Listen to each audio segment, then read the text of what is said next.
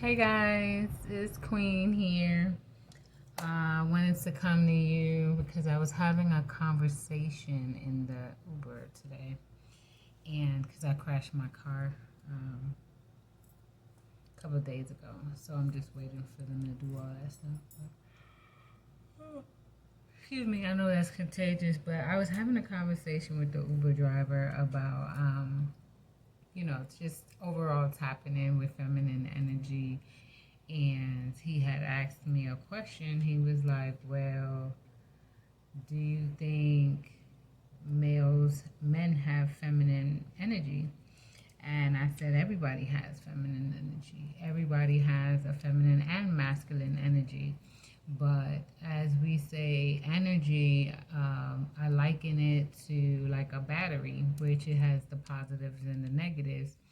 And basically, I explained to him that, you know, when a woman is operating on a masculine energy, it forces the male's feminine energy to kind of unbalance itself and supersede over the masculine energy. Where if the female exercised more of her feminine energy and was to conversate and be vulnerable and all those variables with her male counterpart, which he has a masculine energy, then it basically sharpens both. Because typically what happens is if both parties are not operating in their true form of energy, basically a male in his masculine and female in her feminine, then it creates an unbalance, right, for the person. And it can lead to anxiety, it can lead to depression, it can lead to a number of variables, which causes an imbalance in the home, an imbalance in a person, period. Because I mentioned to him, I said, at the end of the day, we all are looking for love. I don't care what race you are, I don't care what sex you are, what any of that. Everybody is typically looking for love. So why are we struggling as a people, as a community, as a whole, as a nation to find it on a global scale, right? Because we have too many people who are falsifying or having facades or living their untruths or manipulating a person or what have you. There's too many variables. So if we all just stepped up and be that person to say, hey, I'm comfortable with being myself. To thy own self be true. I'm going to stand for this regardless of what happens to me, regardless of what lessons that I've lived through. I'm going to always remain true to thy own self be true.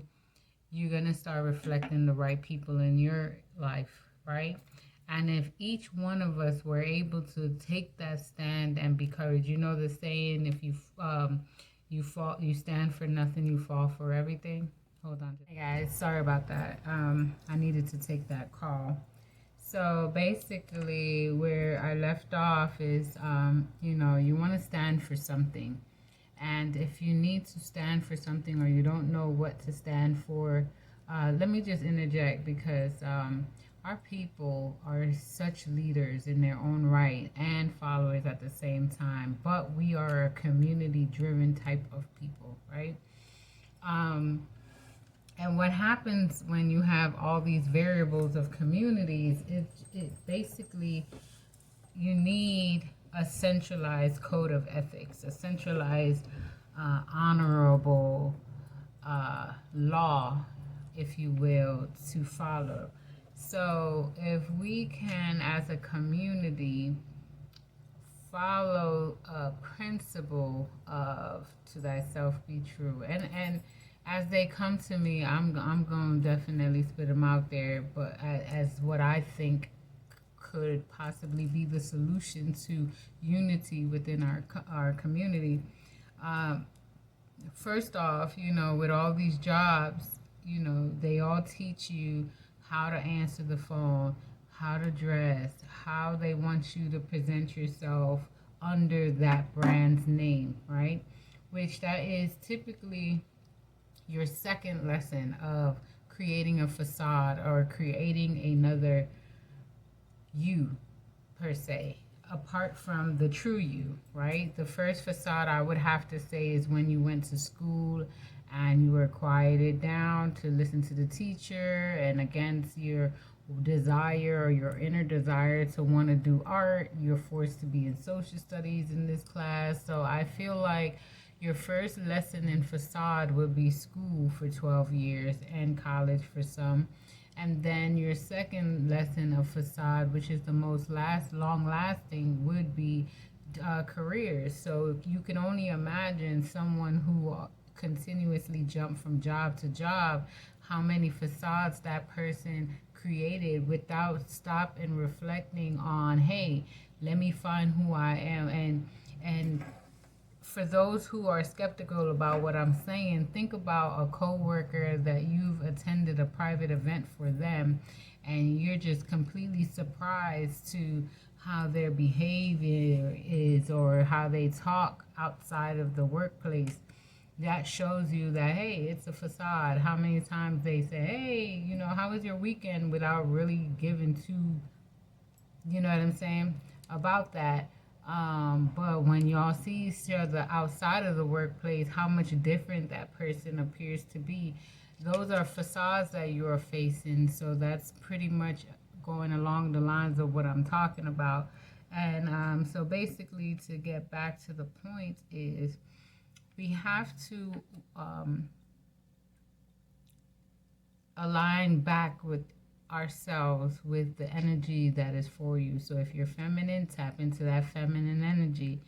If you're masculine, tap back into that masculine energy, because at the end of the day, when that era came about the 90s woman, that's when we had a huge confusion. And yes, I'm not saying that females are incapable of doing anything apart from or living to your greatest potential, but that masculine energy belongs exactly where it belongs. Okay.